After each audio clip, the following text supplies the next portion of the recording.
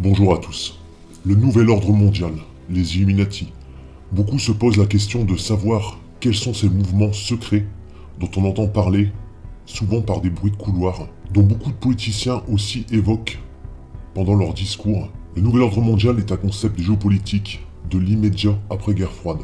Il consiste à mettre en place un mouvement monétaire et politique unique, dirigé et incarné par les États-Unis. Mais bien au-delà de tout ce qu'ils veulent nous faire croire, nous sommes dans un mouvement qui vise à contrôler les populations de masse comme ils le font actuellement par divers moyens qui sont malheureusement sous nos yeux et dont peu de personnes s'intéressent. The opportunity to forge for ourselves and for future generations a new world order.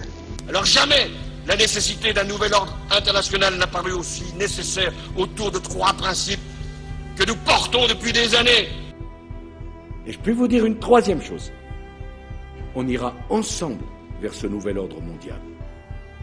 Et personne, je dis bien, personne ne pourra s'y opposer. De la transformation de l'Europe tournée vers l'avenir et vers les peuples.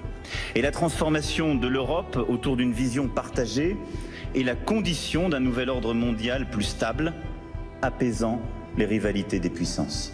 Nous sommes pris dans un engrenage avec le travail, avec l'argent, et nous sommes bien loin des vérités cachées.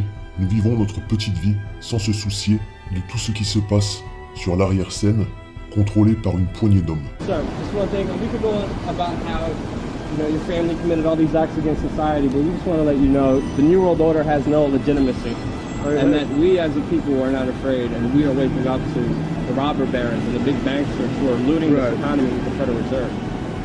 Well, Mais bien sûr, lorsque la vérité est tellement grande et grosse à avaler, les gens préfèrent nier et ne voir que leur propre vérité et leurs propres intérêts, tant que leurs petits conforts ne sont pas touchés. Je vais essayer au travers de cette vidéo de vous donner un maximum de détails sur l'envers du décor dans lequel nous vivons. Nous avons un moyen actuel très performant de faire nos propres recherches et de cesser de dormir afin que la vérité éclate premièrement dans vos têtes mais aussi dans vos cœurs. Depuis la nuit des temps, l'homme a toujours menti. L'homme a toujours cherché à défendre ses propres intérêts au détriment d'autrui. La Bible nous dit que le monde et toutes les richesses de ce monde ont été données à Satan, le diable, Lucifer. Vous l'appellerez comme vous voulez. À l'époque de Jésus, Satan a dit ceci. Le diable le transporta encore sur une montagne très élevée, lui montra tous les royaumes du monde et leur gloire, et lui dit « Je te donnerai toutes ces choses, si tu te prosternes et si tu m'adores. » Jésus lui dit « Retire-toi, Satan, car il est écrit « Tu adoreras le Seigneur ton Dieu, et tu le serviras. » Ce discours qu'il a tenu, même si pour certains il paraît fictif, est toujours d'actualité aujourd'hui, et nous allons pouvoir voir à travers cette courte vidéo de l'impact énorme qu'il a sur certaines personnes qui le servent secrètement, mais avec des idées en tête bien précises. Détourner l'homme du chemin de la vérité, qui est Jésus-Christ, le soumettre à un contrôle mental pour l'éloigner de ce chemin de vérité, et tout ce chemin n'a qu'un seul but, pour le mal, faire périr l'âme. Aujourd'hui, nous savons tous que les médias, manipulés eux aussi par les élites, diabolisent ouvertement M. Poutine et M. Trump. Nous nous posons la question de savoir pourquoi. Il s'agit simplement d'écouter le discours de M. Poutine, qui est contre cette mondialisation, car il connaît très bien les suites que cela entraînera, et il voit très bien aussi dans quelle spirale infernale et diabolique le continent européen et américain entraîne le peuple. Здесь есть и внешнеполитические, и моральные аспекты. Мы видим, как многие евроатлантические страны фактически пошли по пути отказа от своих корней, в том числе и от христианских ценностей, составляющих основу западной цивилизации. Отрицаются нравственные начала и любая традиционная идентичность, национальная, культурная, религиозная или даже половая. Проводится политика, ставящая на один уровень многодетную семью и однополое партнерство, веру в Бога или веру в сатану. Эксцессы политкорректности доходят до того, что всерьез говорится о регистрации партий, ставящих своей целью пропаганду педофилии. Люди во многих европейских странах стыдятся и боятся говорить о своей религиозной принадлежности. Voilà ce qui explique le climat très tendu entre les États-Unis et la Russie, entre Obama et Poutine durant le règne d'Obama au présidentiel. Obama, cet homme, vanté par les médias pour sa gentillesse, fut le président américain ayant largué le plus de bombes concernant les guerres à travers le monde. Le 8 novembre 2016, à la surprise générale, tout le monde pensait qu'Hillary Clinton allait être élue présidente des États-Unis, mais ce fut Donald Trump qui fut président des États-Unis. Ce Donald Trump très gênant venait jeter du sable dans les rouages du développement du nouvel ordre mondial et du plan des élites Illuminati, enclenchant immédiatement une guerre médiatique et des manifestations de masse contre M. Trump. Trump de son côté réinstaura un climat de confiance avec la Russie. Il réinstaura également des valeurs morales, dont notamment les prières à la Maison Blanche.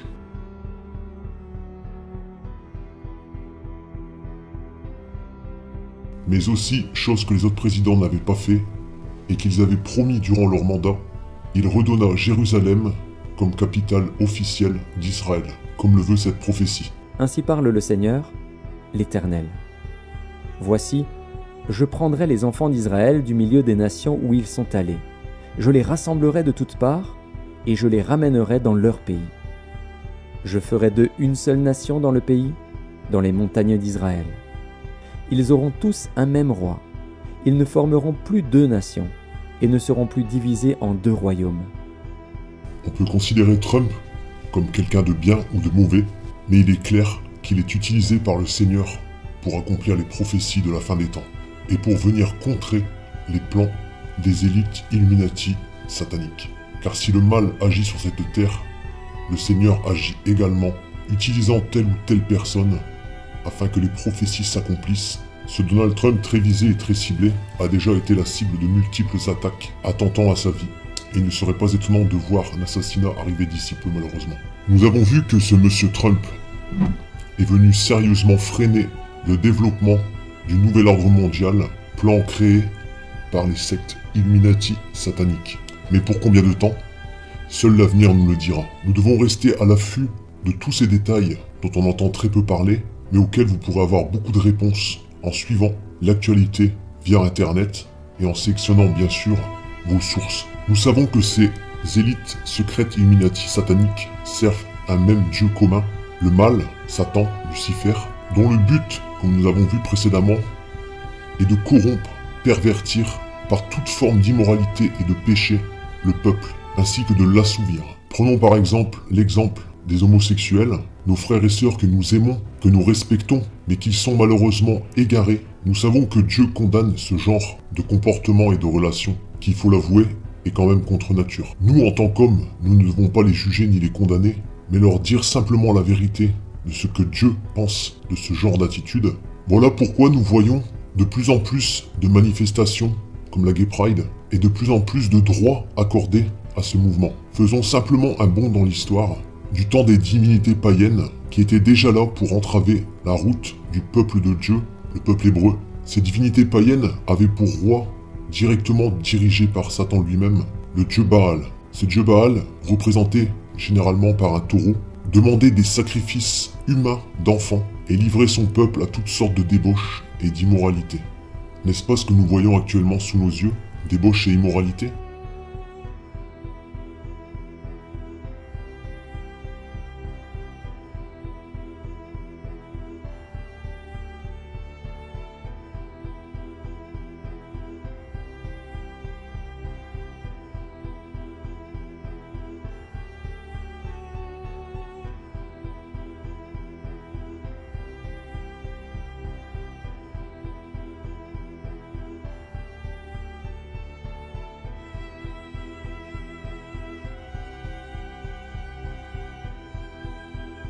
Est-ce que vous êtes en mission? Oui. C'est comme ça que je le vis. Je ne suis pas en train de faire une carrière. J'ai d'ailleurs jamais cherché vraiment à faire une carrière dans ma vie.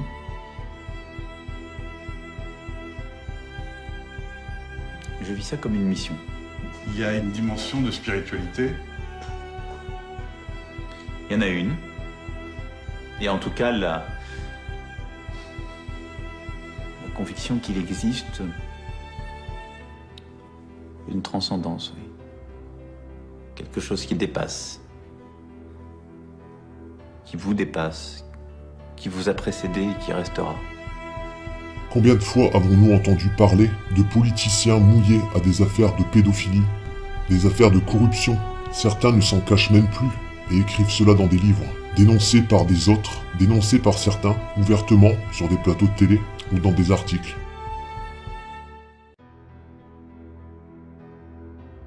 J'ai été mis en cause par le pédophile Cohn-Bendit. Di Rupo n'a jamais été condamné pour pédophilie. Mais un nombre très important de plaintes ont été déposées contre lui pour de tels faits. Toujours pour les mêmes faits. C'est bizarre, non?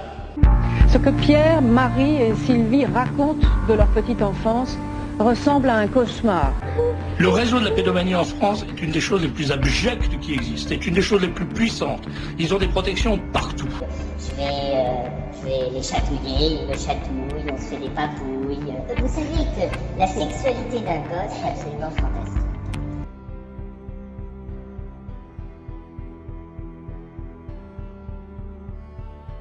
Monsieur Jack Lang, qui prétendait être candidat à la présidence de la République, que l'on m'arrête à la sortie, si ce que je dis n'est pas vrai, a été compromis dans l'affaire des lieux de vie et dans un lieu de vie tenu par des socialistes qui s'appelait le Choral. Et là, des gamins étaient prostitués à des gens comme Jack Lang, et un gosse a été trouvé mort, sodomisé, la tête dans un seau de merde, que l'on m'arrête à la sortie si ça n'est pas vrai. Rendons-nous bien compte d'une chose. En France, toutes les heures, 5 enfants disparaissent. 11 000 restent introuvables chaque année. Simplement dans l'Hexagone. Imaginez, à travers le monde, le nombre d'enfants qui disparaissent. Où vont-ils? Pourquoi ne les retrouve-t-on jamais? Avec tous les moyens que nous possédons actuellement. Écoutez ce témoignage d'un ancien Illuminati qui a quitté cette secte et qui témoigne. Wat het ergste is wat je hebt meegemaakt, waardoor je zegt, en daar was voor mij gewoon toen. Nou, dat is dus het breekpunt geweest. Je komt zo diep in die kringen. Je tekent ook eigenlijk ik heb niet met bloed getekend ergens voor, maar je tekent wel een contract voor je leven dat je zwijgt over namen van bedrijven, organisaties, personen. Dat is ook de reden waarom ik denk nog steeds leef. Je houdt je daar. Maar als het gaat om de meest erge dingen die ik heb meegemaakt. Ik heb net verteld over dingen waar ik stroomstoringen mee kreeg. Het geweten begon dus. Laten we het zo zeggen, ik zat in een opleiding tot psychopaat en ik ben gezakt. Ik heb het niet gehaald, ik ben geen psychopaat geworden. Dat geweten brak door. En het ergste wat mij overkomen was, dat was omdat ik zo'n goed aanzien had, zo succesvol was en zo vertrouwd was met mensen in deze wereld die dus op dat niveau speelden. Ik moet ook zeggen dat de meeste van deze mensen hadden een geloof wat afwijkt van het gemiddelde. Je hebt katholieken, je hebt protestanten, je hebt allerlei soorten van religies. Deze mensen, de meeste daarvan, hadden een Luciferiaans geloof.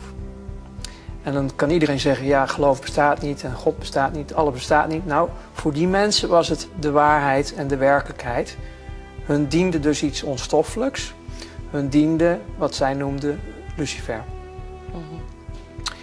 En ik kwam dus ook in die kringen. Alleen ik lachte erom, want het waren voor mij gewoon klanten. Dus ik kwam in wat ze noemden Satanskerken.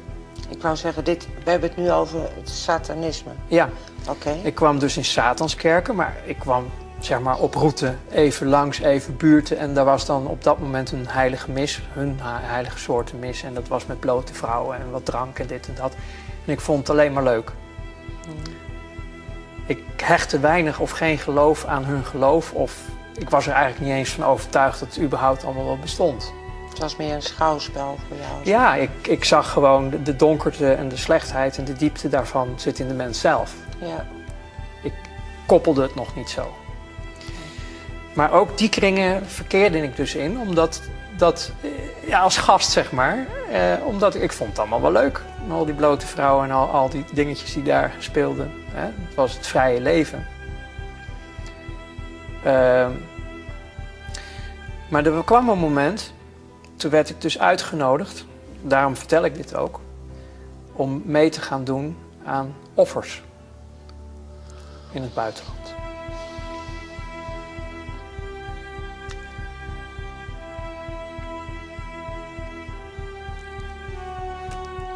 Dat was het breekpunt.